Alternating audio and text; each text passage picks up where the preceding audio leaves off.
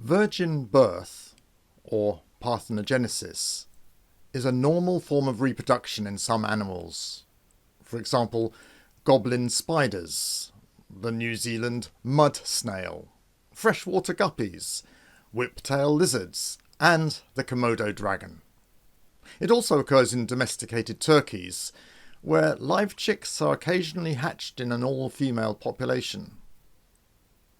But no natural parthenogenesis has been observed among mammals, though it has been induced in rabbits, mice and monkeys. So, from a scientific point of view, a virgin birth is not impossible, but extremely unlikely.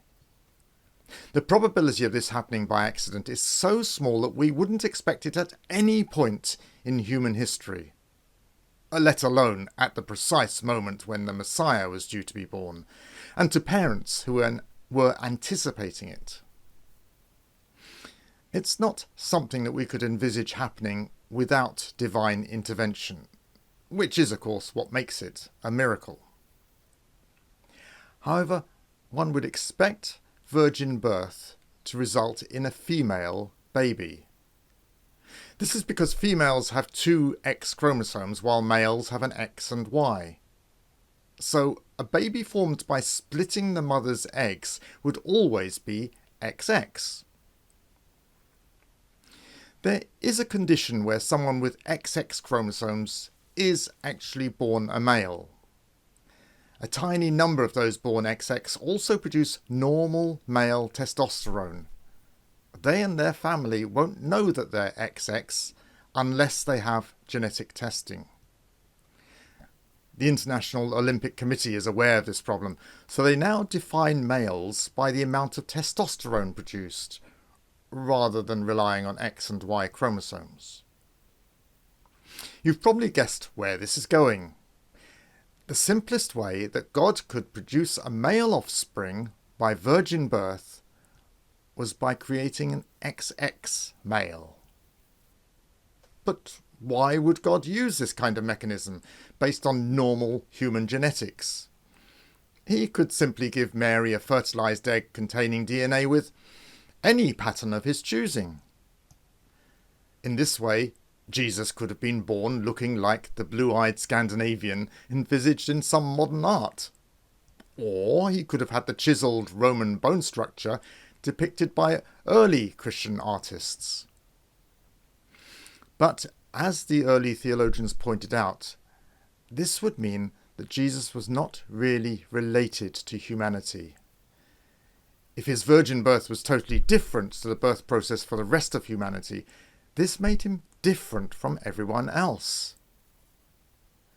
This is an issue because theologians recognized from a very early date that the incarnation of Jesus as a real human was a key factor in salvation.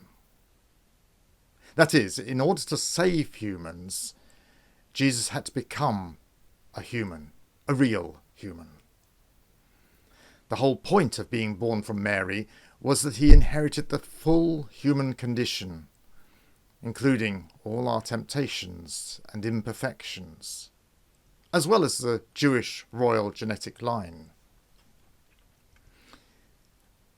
Actually, if Jesus' virgin birth did indeed happen in the way described here, it would not only solve the theological issue, but it would also help us understand the magnitude of God's love for us, by showing us his involvement in humanity in such a real way.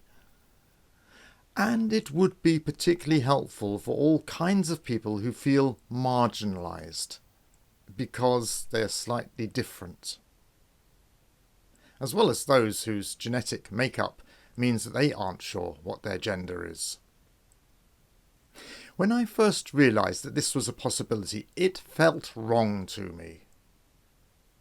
Thinking about it, I realised it felt wrong because I expected Jesus to be utterly normal. This shows that I share humanity's prejudice against anyone who's slightly different. Accepting incarnation through virgin birth is yet another way that Jesus humbled himself to become fully part of the messy human condition. God bless.